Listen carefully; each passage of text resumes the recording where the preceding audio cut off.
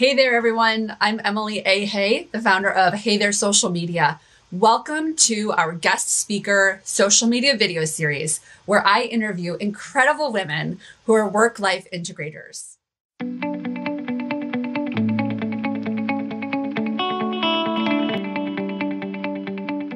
Work-Life Integration Nation is about living every moment intentionally, bringing together your professional responsibilities and your personal choices into one with synergy. I think of it as a way to design your day, to really design your life. It allows you to be present and fulfilled, not overwhelmed and not lacking focus. So with that, we welcome you to Work-Life Integration Nation. I am so excited to talk with a friend of mine, Navyn Salem. You are just one of those work-life integrators that I'm lucky to call my friend, and I borderline call you a mentor. I hope that's okay with you. Yeah, I mean, honestly, I don't think I had any choice. I don't really know how to work around that thing. There were these 4 babies that appeared out of nowhere one day. And, I realized at some point that I wanted to be able to get back into work at some point. And of course, I chose to do that when they were 1, 2, and the twins were 6. So maybe it's not an ideal time to start, but that's, when things got started. And, I really did it for 2 reasons. One, to be a lead by example type of person for my daughters. Unloading the dishwasher is an important thing to do, but that's not what I wanted them to aspire to do. Mm-hmm. And so I wanted them to be able to see that having a female CEO of a manufacturing company or a nonprofit is completely normal. And the best way I knew to teach them that was to do it. And secondly, of course, trying to help other mothers and children around the world who are struggling with a much more serious issue around malnutrition, mm-hmm. and understanding that children die from something as basic as food and nutrition, and that this is 100% preventable. So that's really why I had to start when they were so young, because the need was urgent, but it was also this lifelong opportunity to be able to teach the children as they were growing up how important it was to be involved in the world and take action when you see a problem out there. And they have been part of this entire journey from start to finish in many different ways. One of the things I'm hearing that's so clear is that you really were, intentional. We use that word intentional. You decided you've got these professional aspirations and responsibilities, and you also have personal responsibilities with the 4 children that were so young at the time when you started. So I love hearing that you just decided like this is just a way you had to make it work, but also the leading by example is so powerful, and something that I think a lot of us women who may consider ourselves work-life integrators, we're taking that for granted. You are literally showing your children how to do what you want them to do. So that's great. Right. Yeah. I mean, I've had to adjust my schedule every single year. I look at what they have for school, mm-hmm. because it changes when they're 2 versus 5 versus 10 versus 15. Their life is very different. And so my life has been very different to kind of mirror what their needs are at that time in their life. So when they were really small, I worked from home. Okay. When they were in preschool, I worked 3 days a week, but was home the days that they were home. When they entered elementary school, I worked 5 days a week, but was home by 3. And so that schedule is the one that stayed with me the longest. I'm still kind of doing that and being home at 3. So that they almost don't even know that I went to work. I'm able to come to their soccer games, pick them up, help them with homework, do dinner, etc. But still, I was at the office from 9 to 3. That's 6 hours. It's plenty of time to be at an office. And I have time later in the evening if I need to answer some emails. So I loved having this balance of time in the office and time with them, which was really like 6 hours and 6 hours. That being said, this is not a perfect system. I just want to be very clear that while on paper this sounds really perfect, it's of course not. It's very messy. It's very difficult. It's complicated. It's challenging in so many different ways. So I don't want to sit here and make it look like it's so easy to just do this. Well, and actually, while you're on that topic, I mean, tell me, do you have any other examples of some of the real challenges you've had? I personally say work-life integration is not just doing it all, but we women take on so much. So you tell me what is a challenge that you've had, and maybe how have you dealt with it? There's endless. Let's see, this week, during the quarantine, my girls decided to get a puppy. Now, I was not on board with this because having a puppy means you have to be home all the time. And our family is not the type of family to be at home. So I said, okay, I am going to push back so hard and I'm going to try so hard to not be my normal mommy self to cover for everybody. And I refused. And it's been slightly entertaining. But at the same time, trying to push the kids to say, you brought this in. This is your responsibility. It's the summer, but you have a puppy, so you need to get up at 7:30 in the morning and take care of it. The pushback resulted in yesterday, the puppy's going to go find probably a new home. So this was just decided because, it is hard. It is hard to get all of these things done. Like, I want all these things, but yet, my kids even need to have jobs now as well. So I'm like, well, there's no one to watch this puppy. And the challenges are every day. They're different, and every day they're messy and complicated and difficult. Especially with teenagers, there's a lot of really serious issues going on that you have to be on top of, and trying to make tough parenting decisions all the time and be there when it's not the most exciting. They don't want to interact with you that much anymore. I know that sounds dreamy to you, Emily, right? You would love to have a half an hour where no one wanted to be with you, with your little ones. But, there's challenges like by the hour for sure.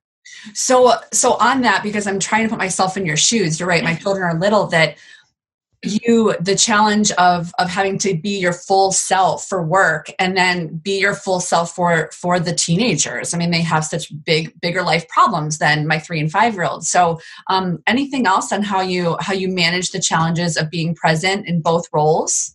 Yeah. I mean, I would say that having small children is not less, it's a lot more work for sure. So the challenges are always just very, very different, right? But having little ones is much more challenging than having teenagers. For those of you who have young kids, it gets easier. It really, really does.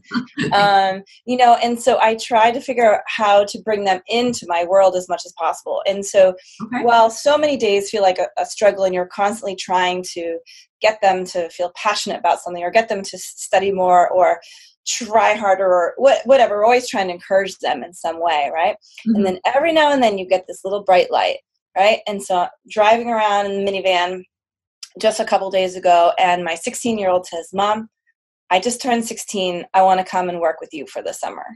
I was like, okay. Because she's like, my older sisters, they did it. They worked in the factory. And it's my turn to do that. So I'm willing to work 3 days a week for you. And I said, okay. And then the 14-year-old jumps in and she goes, well, I kind of want to work too. And so I said, this is like, I couldn't be more proud or happy that in a moment like that, when it kind of all comes together, again, rare moment, but when it does all come together, and I was like, great, now I get to take them to work with me for the rest of the summer. And really get them to do an important job, see what it's like to have mom running an organization at the same time, but have them really be a true part of this journey. I couldn't have asked for a better story when I was just about to say, well, what are some of the positives of work-life integration? I mean, wow, talk about lead by example. The fruits of your labor have come to fruition. That's really amazing to hear that not only one, but 2 of the girls want to be a part. And again, you kind of probably had to play it a little bit cool, not get too excited that they wanted to get some work done. But I actually have never thought of that. I've never thought of my kids old enough to maybe want to be involved in some of the work that they've seen me do. So that's awesome, Navyn. But that's part of, I can't speak to having to work for someone else, right? I'm my own boss. And so I'm very fortunate. There's pros and cons to that, right? I get to create my own hours, but then I can never quit my job either. So there's pros and cons there, but to have that flexibility, like I didn't feel like I was able to work for somebody else because I wouldn't be able to have the flexibility to be able to make it to every soccer game or ballet practice or whatever. It was really important for me to be there for everything. Okay. And so starting my own business, like I didn't have any skills that were useful to anyone else anyway. And so being able to have my own vision and mission allows me to use all the skills that I do have, the very few skills, but use them well.